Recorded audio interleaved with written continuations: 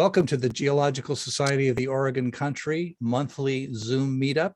This is available for both the Geological Society members and other people from the community. And today, as we've discovered, people from all over the United States, including, let me get this, Arizona, California, Minnesota, Washington. Did I leave any states out? We're going to have some announcements quickly about club activities, which are open to the public. And then we're going to have a recap of some of the recent events from the Geological Society of America National Conference, which was here in Portland just this month. And we had several people who spoke at that, and GSOC had a table there. So you'll hear about that. And then we might have a few other odds and tidbits and other odds and ends as people share about their geological experiences over the month. I'm going to start by handing it over to Sheila. If she could tell us a little bit. Sheila is our former president and program director. Sheila, could you tell us some of the upcoming lectures? Yeah, now keep in mind that our GSOC lectures are free and open to the public. And if you're from another area and can't make it to Portland, we normally meet the second Friday of every month. If you can't make it, we are transitioning into in-person, and we will also have a hybrid element. In other words, we'll be on Zoom at the same time, or that's what we're working on. We're thinking our first meeting will be in January. But anyway, so the lineup for speakers that we have is for November, we're going to have Dr. Scott Burns from Portland State University, and he's going to talk to us about the development of the Ice Age Flood Institute trail. They have an interpretive trail. So he's going to talk about the recent developments in developing that as a national park, where you go from one place to another and go through the trail of stops along the Ice Age flood and Ice Age floods. Okay, in January, we'll have Allison Perch and Paul, do you want to just say a few words about Allison? Allison is a geoengineer. I think she's a registered engineer, but she spoke about 4 or 5 years ago to GSOC about the culture of resilience that's necessary to adjust to the fact of the coming Cascadia earthquake anytime in the next 50 years or 100 years. And she's back now because she's participated in a critical study that was commissioned by the city of Portland and the Multnomah County commissioners on the critical energy infrastructure that I will talk a little bit more about. But that's those are those fuel tanks in Northwest Portland that in the event of an earthquake will cause an environmental catastrophe. So Allison has done some really important work on that. And I'm going to talk a little bit about how GSOC GSOCers might or might not want to be involved in some of the issues around that earthquake preparedness. Okay, and then in February, we're going to have Dr. Lydia Staish from the USGS, and she's going to talk about the development of the Columbia River Basin, and the ancient Columbia River. So I skipped December because we have a Christmas party. I'm also skipping our holiday party. I'm also skipping March because that is our banquet. And Clark, you can say a few words about who's going to speak at our banquet. Well, thank you, Sheila. We have invited Jason McClowery. He's a geologist with the Oregon Department of Geology and Mineral Industries. I work with him, and he's going to talk to us or give us a very interesting lecture on the Hood River Graben, and then the Dalles Formation, which was always a hodgepodge of just about anything you wanted to throw in it: volcanics, hyper concentrated lahar deposits, those kinds of things. And he'll talk about the work that Dagami has been doing to the east in that area. I had 2 projects there, and it's very interesting. So he's slated to give us a talk or be at our banquet on March 6th. Fantastic. Okay. And Sheila, do we have any lectures planned for after March? We do Bruce Kelly in April, Bruce's father is a good friend of mine, but Bruce is also a very good friend of Julian Gray from the Rice Museum, and he is going to share some of his fantastic photographs that he has of minerals. He's been photographing minerals and does some amazing work. So he's going to share. In May, we're going to have Josh Roaring from Oregon, from University of Oregon, and he's going to talk about the role of LIDAR. And I just recently got a commitment from our own Andrew Dunning, who's going to, hopefully, we haven't pinned out the time, but he's going to give a recap of his GSA talk, give us the same talk that he did for the GSA, in case you missed it at the GSA. And I understand he's going to have some fresh carbon-14 dates for us when he does give us that talk. Well, that's a wonderful lineup in the coming year. And if you're interested in attending those lectures, which will either be on Zoom or at some point we're going to go to hybrid. So we will be back in Kramer Hall, but we'll still be on Zoom. And that information is always available on our website on gsoc.org. The next. So look for it coming up. Yeah. Look for that coming up. Thank you, Sheila. The next service that GSOC offers to the community are field trips. And I don't know that we have much we want to say about those. Our away field trips, the ones that are overnight, are for members only. And that's for liability purposes and also just for the limitations of how many people you can have at an outcrop at a time. But we do have some other trips. Carol, do you want to mention any of the trips at this point? It might be a little early in the season, but I will await your signal. There is Carol Hassenberg, our field trip coordinator, former president. Thank you, everybody.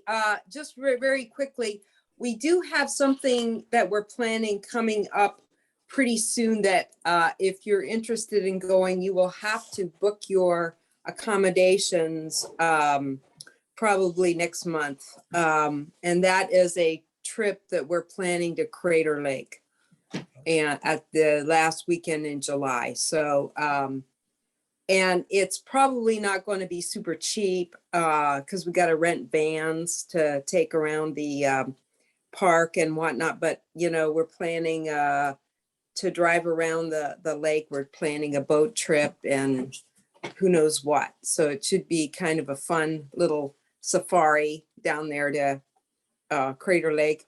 The other trip, we're planning a fun sort of working trip across the Willamette Valley. We're planning the Ian Maiden Mount Hood Falls trip, and the bicycle trip will be back for next year, Paul's, and maybe another surprise or two. So stay tuned. All right. And all of those trips do require membership in the organization, which is what are our rates for membership? Who can tell us about that? Sheila, Clark? How do you become a member? $26. $26 for individuals, $36 for family, and $16 if you're a student. All right. Well, that's the routine business. Let's talk about the GSA conference this month. And I think Sheila and Clark, you participated in a table. If you want to tell us a little bit about that experience. Sheila, before you begin, let me share a screen with you so you can talk about the table.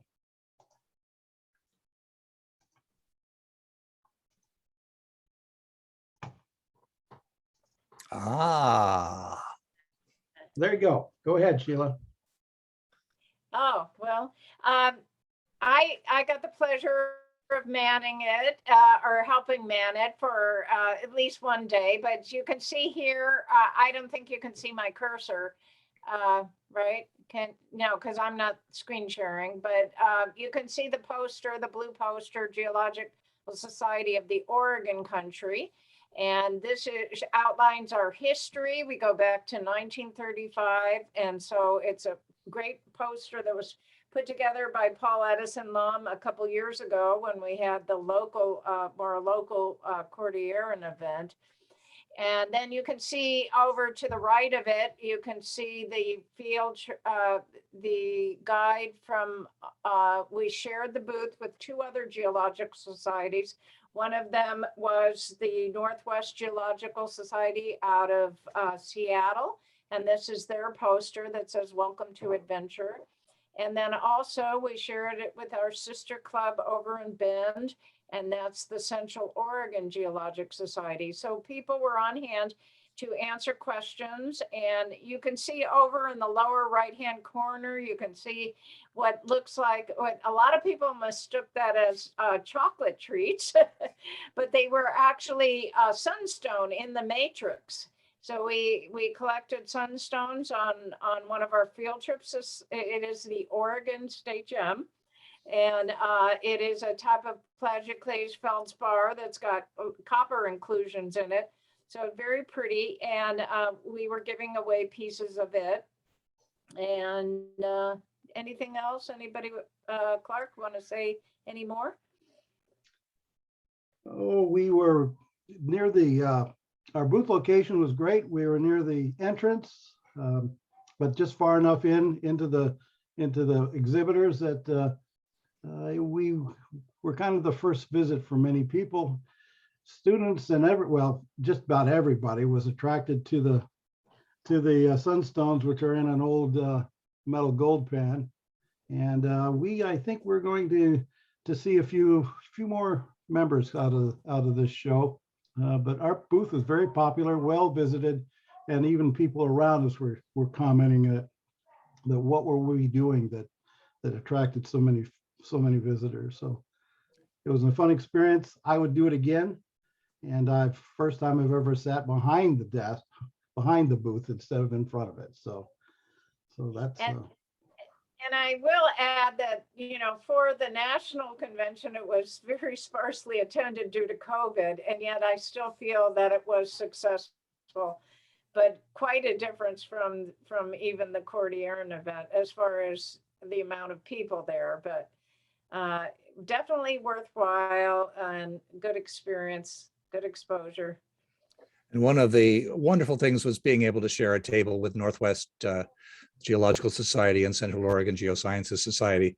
It's been a great benefit to being in this century since the advent of the telegraph and the internet, that we can have these connections with other societies and really be learning from them, and they're learning from us. And you know, I don't want to direct you away from the Geological Society in our programming, but Central Oregon Geosciences Society is doing a really great job. Their website is worth looking at, and NWS is Northwest Geological Society is newer to me, but I was just looking at they've got some great stuff too. So Scott Burns, I think you were at GSA too. And Scott is an emeritus faculty at Portland State, and I'm sort of waiting to hear his voice. I'm here. He is also, I think he is Oregon's premier geological mensch, and he's just a wonderful human being, and we're happy to have him on the board at the moment. And Scott, you want to tell us a little bit about the GSA? Yeah, I mean, it was really wonderful to have the GSA National Meeting here in Portland. Normally, we would get about 8,000 people face to face. In the end, we ended up having 3,000, which is amazing. I was on the organizational committee. Ian Maiden was on the the organizational committee along with Jeff Rubin locally, and we were, 1,000, 1,500. In the end, we had 3,000 and 1,000 virtually. So that worked out. It was very successful in the end. Whether or not we break even or not, we'll find out very, very soon. But I think we are, and that's good. In the exhibit hall, we were way down. Normally, we'd have over 300 exhibits, and we only had 108.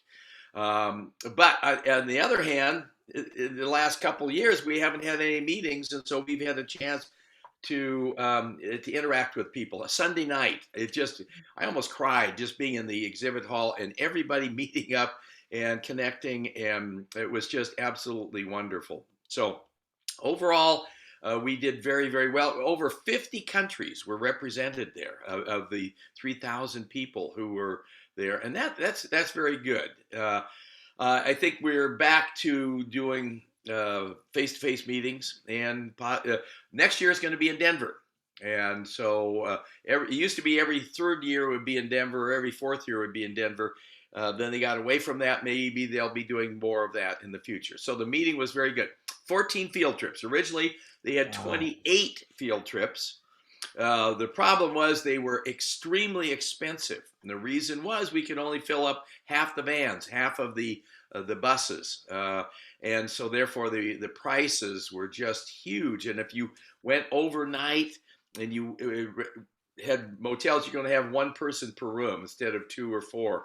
And so the cost just really skyrocketed. I led 4 field trips, all very successful. 2 terroir of wine ones, one to the Willamette Valley, one up the gorge, and then a field trip up to Mount St. Helens and one up and down the gorge. So the big ones had over 30 people on the bus. The other ones were 10. I'm hoping in the future that we can work out a terroir of wine field trip for GSOC in the future in the summertime. And so I got to work with Carol on that and see what we can do there. But overall, the GSA was very, very successful. We also had an Ice Age flood Institute one, coupled with Tualatin. And so we are going to be opening a visitor center in Tualatin for the Ice Age floods. Right now it's at the library, but the library has limited hours. So eventually down the road, we will have that. That'll be one of the 15 visitor centers that will be found between Astoria and Missoula, Montana, highlighting the Ice Age Flood Geological Trail, which is essentially a national park. And so that will be coming up too. So the meeting was great. Thank you very much, Paul, for a chance to relate to that. And it was fun stopping by the GSOC booth all the time too. That's great. And Scott, I think we'd love to hear more about the Tualatin Center. If I'm recalling it, you told me at one point that you were working with Dr. David Lewis of OSU on some of the indigenous issues that are related to the Tualatin Valley. Can you make a remark about that? Yes, and so we've actually put together a video. Anytime you visit a national park or a national monument, you go into the visitor center and there's always a video there. So ours is done. And we're going to have 4 themes. They're going to be at our visitor center. First of all, Ice Age floods over the whole 16,000 square miles in the Pacific Northwest.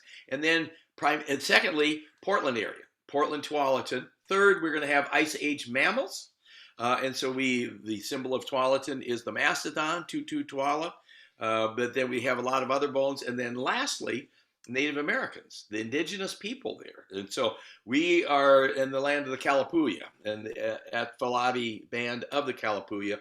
David Lewis is one of the 3 Native American people who are in the video remarking about the Ice Age floods, the last couple that actually were there. They're still in their legends of these huge floods. So, and yes. I think I'm remembering now that Sheila told us earlier that, and maybe she's going to tell us again, that Scott's going to give a lecture on November 12th, Friday, November 12th coming up. And so come and attend and hear more about it. Great. Yeah, we'll be doing that. Yes. Fantastic. I'm really looking forward to that. Any other GSA related observations? Or I think Andrew spoke at GSA. What was your impression? It was a wonderful time.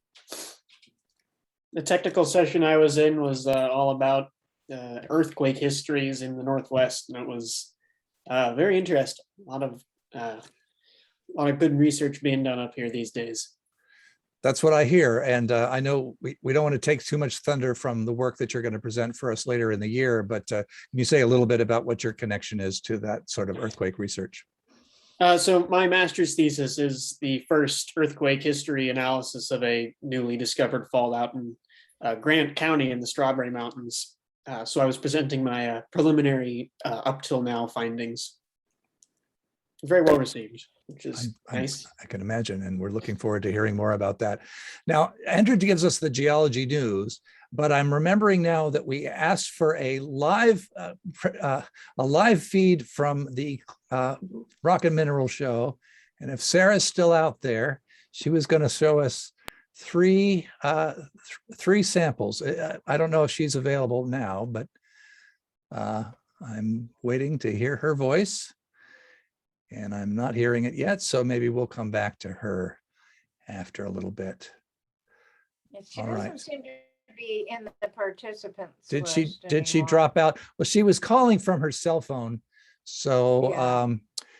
you know what I'll do, what we'll do next is I will give my 10-minute presentation that I gave at the GSA. And that may spark some conversation, and then we'll do the geology news. Andrew, does that sound okay? All right, so my computer died this week, and I'm using my wife's computer, and I'm using LibreOffice as a result. And so my PowerPoint may be a little bit wonky, but I'm going to share my screen. And now I may not be able to see you once I start the PowerPoint. So are you seeing something that looks like a PowerPoint? If I, Yes. Yes, we can see it. you can see it. So yell at me if the audio goes out or I'm showing something I shouldn't be, because I may not be able to see you. You're not in presenter view, but it won't really matter. That seems to be, you're going to see the surrounding menus of the thingamajig. Okay, Yeah. that's okay. Okay, so let's see. I'm going to tell you two stories about grassroots politics in the Cascadia subduction zone, living here as we do in earthquake country. And I presented this partly on behalf of the Geological Society, and that's one of the stories, and also partly in concert with my work with NAACP on the Environmental Justice Committee. Just starting with the basic geologic fact, here is a chart from Goldfinger and Maiden showing that we've had over the past 10,000 years, we've had a magnitude 8 or 9 earthquake about every 300 years.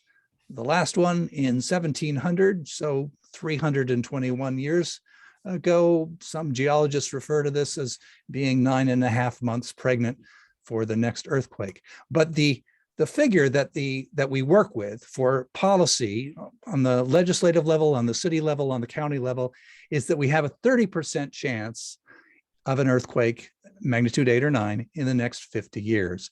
And so that abstraction and the way that gets used in popular culture and in the political sphere is kind of what we work with on the level of city government and municipal government. First story, back in 2018, Portland City Council passed an ordinance requiring that all unreinforced masonry buildings, and those are mainly the brick buildings, especially the ones that were built in the early part of the 20th century before there was any knowledge that there were major earthquakes in Portland or in the Northwest area. These unreinforced masonry buildings are death traps in an earthquake. And so the city passed an ordinance that would require this placard be placed on the outside of the building and the tenants of that building notified. Why? Because we have about 1,500 of these buildings just in the Portland area. There's more all throughout the state of Oregon, but they're especially concentrated in Portland. And the reason that it's happening now is that, again, we didn't know that there were earthquakes of this magnitude in the Pacific Northwest until fairly recently. It wasn't until 1990 that Western Oregon was reclassified as being in a higher seismic risk zone. And then not until 1996 where the building codes changed. And then another 20 years before any action was taken in terms of this ordinance that was passed. Why so long? Basically, the answer is money. Compared to California, that's have over 100 years to adjust to the fact of earthquakes since the 1906 earthquake. This is new to us, and we haven't had time for our infrastructure and our codes to adapt to this fact. So what does the ordinance do? Well, the sign just tells you that this is an unreinforced masonry building. It may be unsafe in the event of an earthquake. It doesn't tell you how to accommodate that fact, what to do in the case of an earthquake. It doesn't tell you to duck and cover. Why was this all that they did? Again, there wasn't money, or as the court later decided, there wasn't enough political will to do something stronger, which is really to require retrofits, which is what California and other places do. there wasn't enough political will or money for the city council to pass an ordinance that would have required retrofits. Unfortunately, a lot of these unreinforced masonry buildings, especially in the core of Portland, are the historic Black churches. You know, your American history, you know that the Black church has been the cultural and spiritual and political center of the Black community since Reconstruction, even before.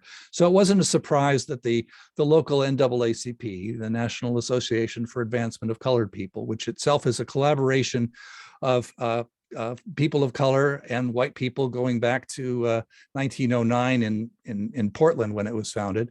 It wasn't a surprise that NAACP came out, in opposition to the alliance, to the ordinance.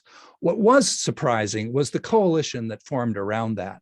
And credit to some of the local business owners, including Angie Even here in the Woodstock neighborhood, people who reached out to the music venues. We have a lot of these old, wonderful early 20th century ballrooms in Portland.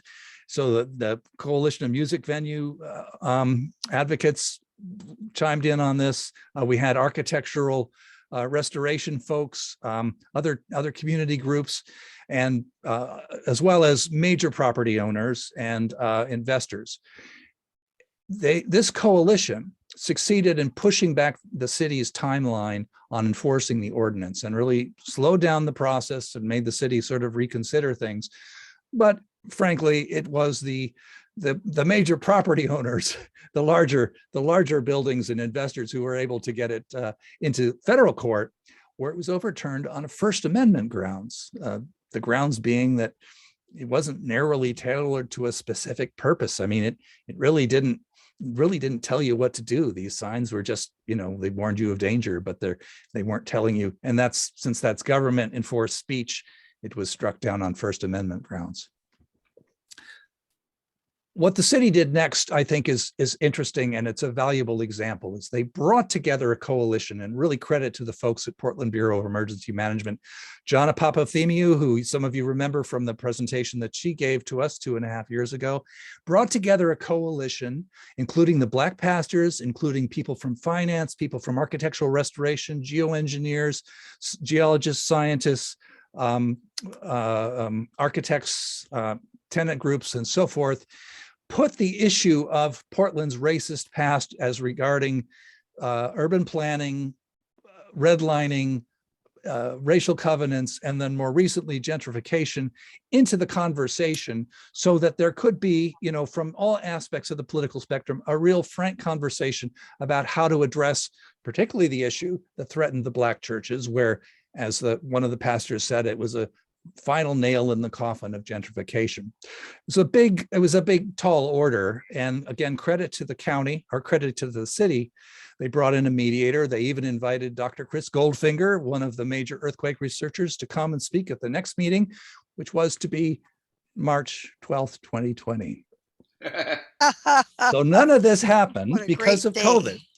It all got set aside, and eventually city council decided to disband the work group.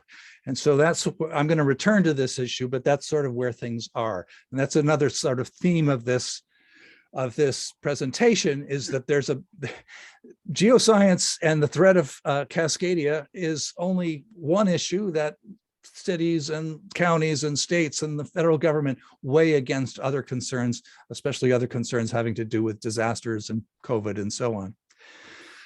Our next story, maybe more close to home, involves the State Department of Geology and Mineral Industries, which was slated for elimination early in 2021.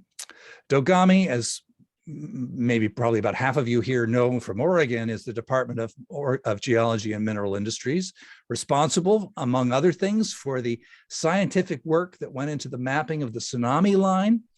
And Sheila, you'll appreciate this. When I gave this presentation at GSA, it turned out that George Priest was in the audience, the scientist who had worked on this. So I kept my remarks brief. Hopefully I didn't say anything inaccurate, but I want to say a little more about that tsunami issue. But the main concern here in Portland that is related to DOGAMI is that DOGAMI was essential in identifying the critical energy infrastructure, which I mentioned earlier in the hour here. That these are the fuel tanks that are contain 95% of the fossil fuels for the state of Oregon. It all funnels through partly from a pipeline coming down from Washington, but partly through the port. It all gets funneled through these tank farms owned by multiple corporations in Northwest Portland. Some of these tanks are 100 years old or so. All of that fuel would be necessary in the event of an earthquake because you need fuel to rebuild roads and run hospitals and everything else. But unfortunately, the tanks are built on liquefiable fill that was in early 20th century dredged out of the river and filled. And that, if you know anything about earthquakes, you know that that kind of fill, if there's moisture in it or water in it, it just turns into a liquid in the case of an earthquake. And so the tanks are on that fill. In the event of an earthquake, the tanks will fail, releasing toxic ammonia and chlorine and other toxic gases into North Portland and, well, all of East Side Portland. The west, the winds tend to blow in that direction, catch fire, and then float downriver, causing environmental catastrophe. So that's one of the major things that we worry about here in Portland. And one of our members, Yume Wong, who is an engineer at Dogami, did a lot of the work in actually naming the critical energy infrastructure. So Dogami had a big role there in terms of drawing attention to that threat. And that's part of, if you remember, that New Yorker article from 2014 by Catherine Schultz really brought attention to the issue on a national scale. So about Dogami had some financial problems over the years, struggling because most of its funding came from outside sources rather than general fund. So several of the scientists, including earthquake resilience scientists and engineers, got laid off. And then in 2021, Governor Kate Brown proposed dividing the agency, killing half of it, and then dividing the remaining half of it among two other agencies. For reasons that are not entirely clear to me. I think they were clear to the people in Governor Brown's circle who had a plan for this, but it entered the Geological Society of the Oregon Country because we have a long relationship with Dogami. We've had several of our members were longtime contributors to the Dogami newsletter. In fact, Bev Vogt, one of our former presidents, and now the namesake of the Bev Vogt Scholarship Fund for PSU students, was an editor of Oregon Geology. And Dogami goes back even a little old. I think are they older by 2 years or younger by 2 years than we are? GSOC started in 1935. We are not a political organization. We are a small volunteer board, a wonderful board, I have to say, but we got Republicans and Democrats in the room. We can't even really afford lowercase p politics, let alone, capital P politics. I mean, we really depend upon the goodwill and the volunteer commitments of our board members and our volunteers. And, we can't really afford potentially divisive political issues. Nevertheless, and I credit Sheila Alfson, our former president, who's here, kind of pushing me on this because, frankly, I didn't want to think about the geological threat. I didn't want to tie down. I didn't want to spend the $1,000 or whatever I spent to tie down my house, and I didn't want to get to the foundation, and I didn't want to get the water containers that are now out in my shed. I didn't want to think about it, but Sheila kind of put it directly to me and to others. I think we have a mission of outreach for the society, and we have essentially, it's about saving lives, and that we can do that through our educational work through the society, that we have, in a sense, a moral obligation to do so, or some of us at least feel that. And she convinced me, so I got on the bandwagon with thinking about earthquake resilience issues and preparedness. In this case, GSOC stepped forward because we were concerned about Dogami. And what did we do? There's a picture of that's kind of irrelevant now, but that's a picture of a field trip from 1938. What do? We wrote letters to the governor, and we wrote letters to legislators, and we had a briefing paper, and both Clark and Sheila and others, Scott participated in this. Yume put up an online petition. We got 2,300 signatures. We did a video which won't play in this browser, but Mainly, we wanted to get it across to legislators that geology and geologists save lives. And we were trying to save the agency, but we were also trying to get $2.6 million in funding restored so that we could get our 2 earthquake resilient scientists back and we could get other staffing back in place. And we even went to the legislator and testified. I'm there in the corner, and then Charlie Carr, one of our friends, a PSU master's student, also testified. I don't want to make it sound like it was a GSOC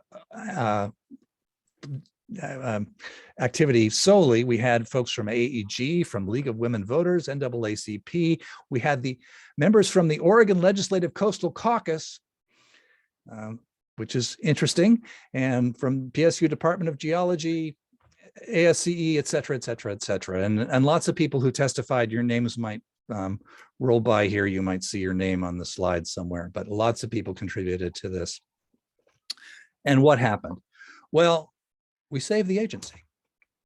I mean, we really did. GSOC's efforts here, Yume and Clark and Sheila and Chris Goldfinger and many others, Scott and so on, we got to some enlightened legislators and we pushed back and we saved the agency. And so Daugami is, at least for the next biennium, safe. We did not manage to get the scientists back.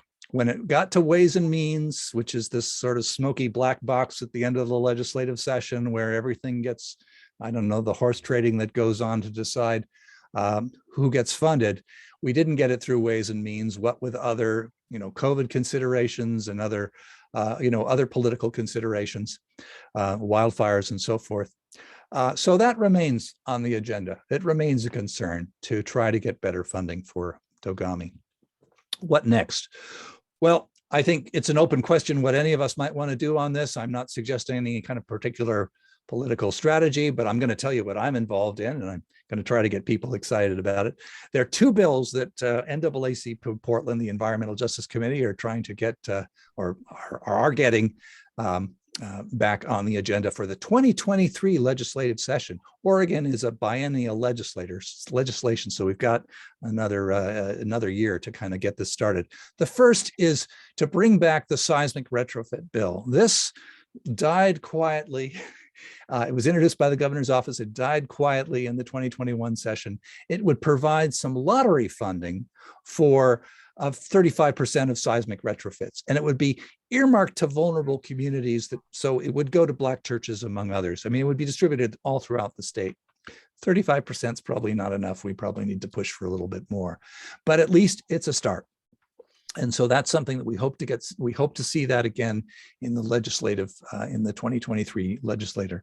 If you're interested in any of those issues, let me know, because I think there's a lot of interesting research work to do on that about what the best way is to get that money to the people who really need it, small businesses especially. Next, Senate Bill 95 from 2019 would have given the Department of Environmental Quality the authority to regulate those fuel tanks in the critical energy infrastructure. And I reached out as part of the NAACP Environmental Justice Committee to Senator Denbrough, who was one of the original authors, and we've convinced him to go ahead with it in, again, the 2023 session. This session is a short session. So we can look forward to that bill being, the testimony will start as soon as we start to gear up for the 2023 session. And what it would do is it would allow the Department of Environmental Quality to require seismic risk mitigation plans for all of those tanks in the bulk petroleum terminals. It's a start. And I know there are probably climate change concerns about how much we want to be investing in fossil fuel infrastructure in the first place. There are political controversies potentially there. But at least on this, I think probably most advocates and general community can agree that we want to see regulation of those tanks. They kind of fall in a loophole, and there's some regulation of their emissions, the gases, but there's no regulation of the in terms of building code of the actual structure of those tanks. So those are 2 things that are coming up. I'm happy to take questions on this, or get any advice from people. I try not to. I like to think of myself as not being politically naive. I know that you know, a lot of politics is motivated by partisanship and animus and opposition, and that's a necessary part of politics. This area of politics, I have been very interested that, as you've noticed, these are coalitions that span conservative to progressive, NAACP to major financiers of property interests in Portland. We had the Coastal Caucus, which, as many of you know, opposed and restricted Dogami's regulatory powers back in the previous session, stepping forward to defend Dogami in this legislative session. So again, I don't want to be a Pollyanna about how politics can, you know, become partisan and deeply conflicted. But I think one of the messages is here that when it comes to the politics of safety in the state, that there are a lot of opportunities for common ground. And for those of us who are interested in reform activities, there's some real concrete steps that we can be involved in taking. And Sheila, I know you weren't interested or didn't you in politics when we talked about this 3 years ago, but you got me started. And so here we are. And I hope that GSOC can contribute in some meaningful way, if not as an organization. Some of you might be interested in at least following this legislation in the coming year. So I will stop there and I will stop sharing. And Well, I will want to reiterate that I have no interest in politics, and I don't believe that GSOC should be a political organization at all. That's not our mission. But I just couldn't stand by and watch it disband without doing something. So yeah. I know how important they are. I've been giving talks on the earthquake risk for a long time, and I hope it never happens within my lifetime, but it's going to happen, and we have to get ready. Yeah. If we're lucky, we'll maybe have another 50 years of fractious politics and inefficient commissions and so forth. I think all of those are opportunities for us to be involved. And Oregon is a small enough state that we can reach our legislators in Salem. Or if we're not interested in sort of being part of the political process, there are so many opportunities for getting the word out about preparedness, for becoming involved in the neighborhood emergency teams, for example, or just reminding people about bolting houses down to foundations, having enough water, having enough supplies, and all of those things. So, I mean, hopefully that is inspiring and not as I felt when I remember hearing this information the first time, just, oh God, another set of disasters or catastrophes to anticipate. All right, well, I will stop there and hand it off to Andrew, who will give us the geology news. Do we have time for more brief GSA stuff?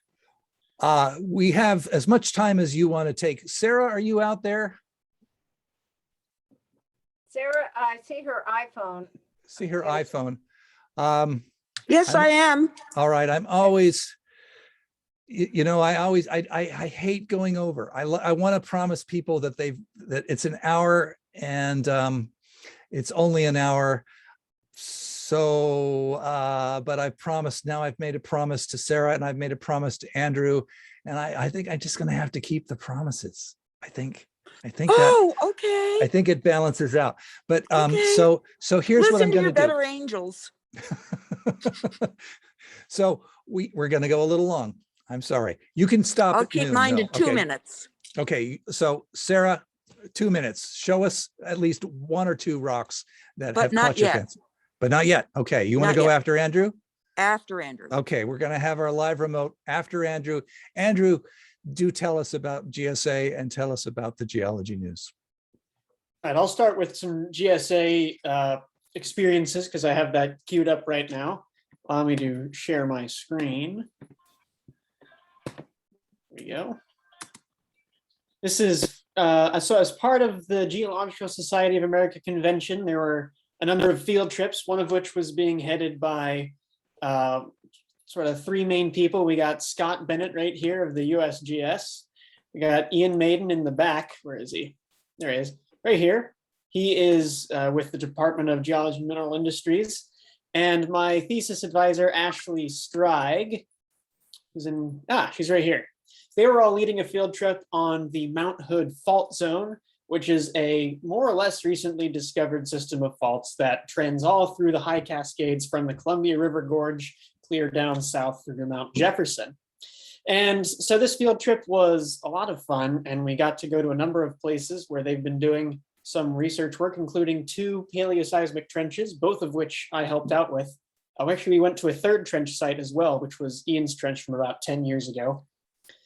And all of this was sort of a lot of fun to get these different researchers from different disciplines all across the country to come and see this stuff that we've been working on. This here is Jay Patton. He's a big wig down with the California Geological Survey and the Southern California Earthquake Science Center. So he's a great researcher who provided some wonderful insight. And we got to have all the joys of giving demonstrative posters in the rain with a big beach umbrella, and these big paper posters that were pretty well trashed by the end of the week. So we had rain, we had pretty much all conceivable precipitation and the beautiful fall colors in the Cascade Mountains. We went to Frog Lake here, which is a snow park right off of Highway 26, where there's this whole lake here, Frog Lake, is impounded by a stretch of the Twin Lakes Fault. There were mushrooms everywhere, and it was a beautiful soggy day. We then went up to the Twin Lakes Fault Zone trench site, which I've talked about to this group before, which we did a paleoseismic trench on in the last summer. We got the vans sort of stuck in the snow. We weren't quite expecting 4 or 5 inches of snow up there, but we got it, and it was wonderful and lots of fun. Found some bear tracks in the snow. That's a new one for me. Now, I was here a week ago with Ashley, and it was bright and sunny and beautiful, but today it was cold and raining and snowy. Someone's running around upstairs. We got Ian Maiden and some other people, and it was really a wonderful treat. All of the paying guests got to stay up at Timberline Lodge, and they had a wonderful evening. I got to stay down at the Best Western in Government Camp with my lab mate, Nick. Made for an interesting time. And then the next day we woke up, went around to the north side of Mount Hood, and were greeted with a beautiful bluebird October day. And we visited a couple more trench sites. This is Ian's Blue Ridge trench site from a while ago. And this is, actually, we didn't quite go to the trench site. This is one we dug in the wilderness 2 years ago. And we were talking about the Gate Creek Fault Zone. It was a beautiful, wonderful trip full of all sorts of great experiences. So that was a very fun time. And maybe someday we'll get to do that with GSOC. All right, I'm going to move on now to the geology news for this week. And Andrew, don't feel you need to rush. We are going to go a little over. I like to promise people an hour is an hour and geology talk is an hour, but I made a promise to Andrew and Sarah, so I think those promises outweigh, and we want to hear what you have to say. All right, well, this is the geology news for today, October 23rd, 2021. And I'm going to start, as I always do, with global earthquakes. The biggest earthquake in the, I forgot to change this. This is September and October, was I forgot to change this. No, this is right. It's off of Vanuatu right here, not the South Sandwich Islands. That's a whoops on my part. But right here, this is a magnitude 7.3 deep focus earthquake, all the way 527 kilometers deep. Most earthquakes happen in the sort of 10 to 30 kilometer depth range. So this is truly significantly deep. This is far below even the subducting plate in the upper mantle. I don't know too much about the mechanics of deep focus earthquakes, but it was felt over a very wide area of the South Pacific. So that's very interesting. There are also 3 magnitude 6 earthquakes in Crete over here. 2 of them were damaging, and one of them was a little bit smaller and didn't cause really any damage. But these are all located, 2 of them were located in the upper plate, so above the subduction zone that's going through the central Mediterranean Sea, where the African plate is subducting under the Eurasian plate. And one of them was actually in that subducting slab, and 2 more were in the plate above it.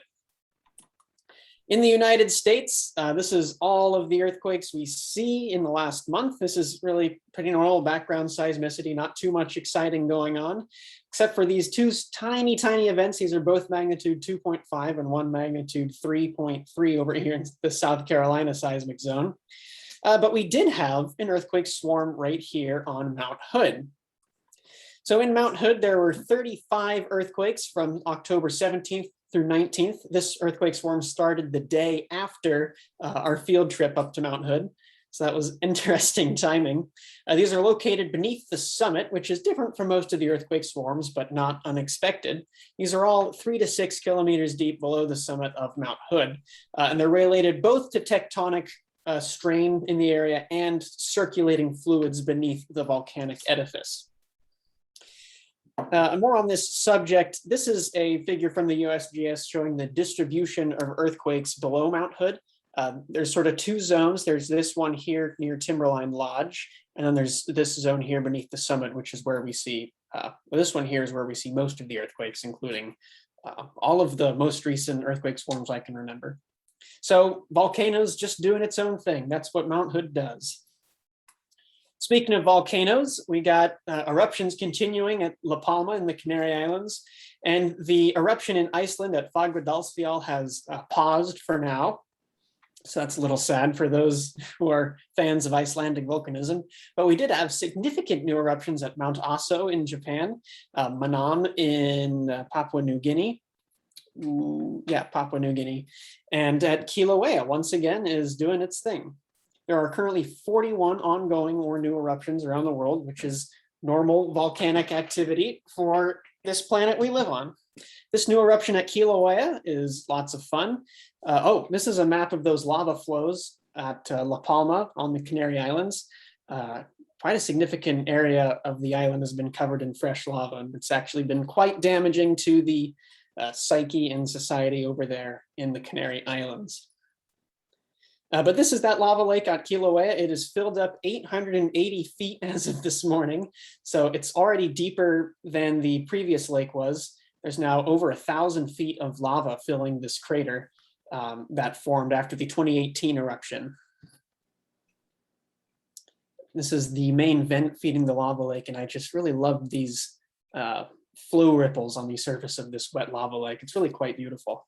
And the scale of this is difficult to comprehend. These lava fountains here are over 50 feet high, and those are some small ones for this area. So that spider cone is pretty big.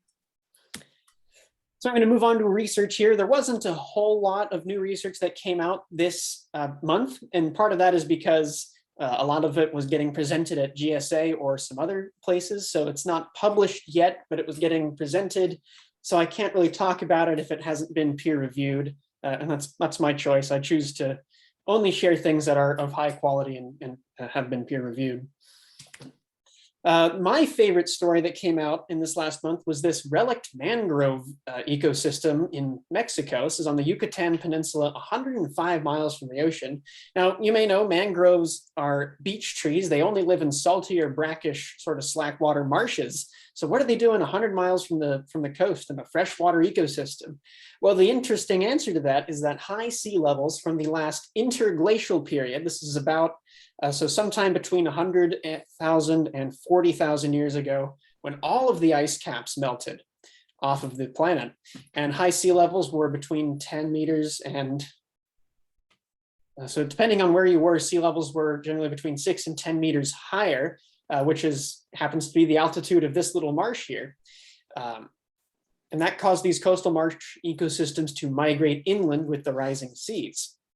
So these species are now 6 to 9 meters above sea level, and fossils, including this oyster and other marine plants, are confirming the marine origin of this little ecosystem.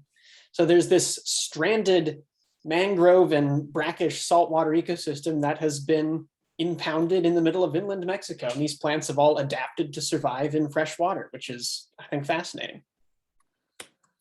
Next up, we got some moon rock news. The Chinese landed on the far side of the moon in the Oceanus Procellarum on the moon's far side. This was back in December of 2020. Their lander is called Chang'e 5, I believe is how it's pronounced. But they moved into this area on the far side of the moon because of its relative lack of craters, meaning that this surface is probably younger, is how the thinking goes. They returned about 2 kilograms of rock back to Earth, and the analyses have just been published. And they have shown that these basalt samples are about 2 billion years old. And these are 1 billion years younger than the volcanic rocks brought back by Apollo in the 60s and 70s. So that's very interesting. That means the moon was active geologically much longer than we previously thought. And of course, our understanding of volcanism on the moon will only improve as we get more lunar samples in the future. We also have a new submarine volcano. Recent geophysical and oceanic observations, this is namely earthquakes and bathymetric data, have revealed a new volcano in the Indian Ocean near Madagascar. So an 830 meter tall, 5 cubic kilometer volcanic edifice has grown near Mayotte in the Indian Ocean. This is a French mountainous atoll in the Indian Ocean. And this is the largest underwater volcanic eruption ever documented. And they detected through both bathymetry data and through earthquake data that a deep magma chamber 55 kilometers below the ocean floor rapidly drained through dikes which punctured the entire lithosphere. And if you're not a volcanologist, that might not seem very dramatic, but that's very dramatic. That's not the kind of thing we observe very frequently. But this likely exploited some pre-existing volcanic fractures that are known to exist in the Mayotte area. So that's very interesting, and all sorts of cool submarine volcanic stuff. And that was I already talked about the Geological Society of America conference, and that's all I have for you this weekend. And I'll talk to you with more geology news next month. All right. Thank you, Andrew. We are 4 minutes before the hour. And so Sarah I'm going to hand it to Sarah, see if we can get it done by the hour. Then I'm going to turn off the recording. If you came for an hour, you only have to stay for an hour. You can leave at that point. But those of us who want to ask Andrew questions or ask Sarah some questions will have a chance. Sarah, I'm going to hand it over to you. But once you start showing us your phone, you don't hear us as well. So make sure your phone is stable. But show us, if you can, some of the things that have excited you at the rock show. Okay, good morning. Can you hear me? We can. Real good. Well, this is the site of the rock sale, the Clackamas Gem and Mineral Society. There are tables and tables full of all sorts of rocks and minerals, agate, jasper, petwood, you name it. There is a bin right here where all the polished rocks are $2. And I am buying 3 things today. I'm going to talk to you about a 4th. The first one is this wonderful piece of little $1. It's a coral, and it's just really pretty. This next little piece is something called spodumene. This little chunk is $5. It's a source of lithium. It's an aluminum silicate, and it is one of those gem minerals. And although I said I was not going to get another rock this weekend, honest to God, I wasn't going to buy any more. This took my breath away. I cannot zoom on it. I'm in the daylight here. I wish you could see into it. It's a smoky quartz with shot through quartz inside of it. It's just amazing. And a little thing for my project of rocks on the deck, a little 3-pound carnelian agate for a mere $4. So there's lots of bargains. Now the expensive stuff is all over here at the other table. When I say expensive, it starts at $2. So this is how I enjoy spending every rock sale, which is monthly, out here just off of Holly Lane on Donovan Road. It's an RV garage. And so as it empties out, the next time they just go to the trailers, get more stuff and fill it in. So there is always something new. Come on by. There is a sale, I think 3 weeks before Christmas. That's the one where we won't be at the end of the month. Wonderful. Thank you, Sarah. And I'm hoping we'll see some of those rocks at the next in-person meetup at the Woodstock Wine and Deli, which is the 3rd Saturday of the month, because it sounds like those are beautiful samples. That was a fantastic experience. It was just great. Well, we look forward to seeing you again. And you as well. Exactly at the hour. I'm going to stop the recording, but people can stay around for questions, or if you're ready to go home, that will be all. Home. We are home. That's right.